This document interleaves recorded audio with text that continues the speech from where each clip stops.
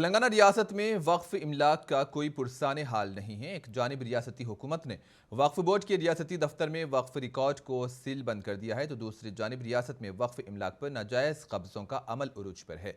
रियासती हुकूमत ने आखिर क्यों वक्फ रिकॉर्ड को सील किया, इसका अब तक जवाब नहीं मिल रहा है, जिससे हुकूमत की जानिब से वक्फ इमलाक के तहफ़्फ़ुज़ के दावे खोखले दिखाई दे रहे हैं और मुसलमानों में काफ़ी तशवीश देखी जा रही है। वक्फ इमलाक पर नाजायज़ कब्ज़े का एक ताज़ा मामला हैदराबाद शहर के मवाज़ियात में वाक़े नेकनामपुर के सर्वे नंबर 61 और 63 में पेश आया, जहां इस सर्वे नंबर पर हजरत असदुल्लाह शाह कादरी दरगाह की वक्फ ज़मीन है। इस ज़मीन पर गैर कानूनी कब्जा हुआ है। दरगाह की मुतवल्ली का कहना है कि वक्फ ज़मीन माफिया ने गुज़िश्ता दिनों रातों रात 400 साल कदीम तारीखी बाउली को गैर कानूनी तौर पर मुनहदिम करते हुए इस अराजी पर प्लाट में तब्दील कर दिया। मुनसिफ टीवी की टीम ने ज़िमन में जब मुतल्लिका वक्फ इंस्पेक्टर मोहम्मद गौस से बातचीत की तो उन्होंने कहा कि नेकनामपुर का सर्वे नंबर 61 और 63 वक्फ इमलाक है और इस ज़मीन पर हाई कोर्ट का हुक्म इल्तिवा भी है। इन्होंने हाई कोर्ट के हुक्म की खिलाफ वर्जी करते हुए तारीखी बाउली को मुनहदिम करने वाले अफराद के खिलाफ FIR दर्ज कराई गई है।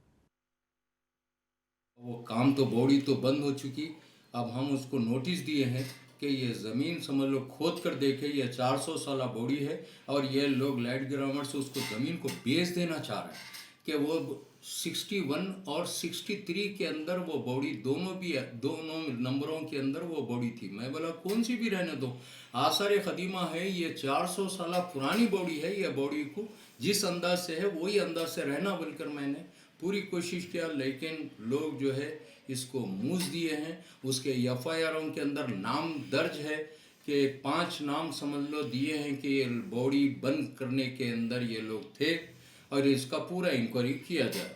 और जो है मेरा मुतालिबा वक्फ बोर्ड से ये है कि मैं हर बात भी वक्फ इंस्पेक्टर की इत्तला में रात के या 24 घंटे के अंदर जब भी ज़रूरत पड़ी मैं उनको फ़ोन से इत्तला किया हूँ और पूरे रिकॉर्ड मेरे पास मौजूद है।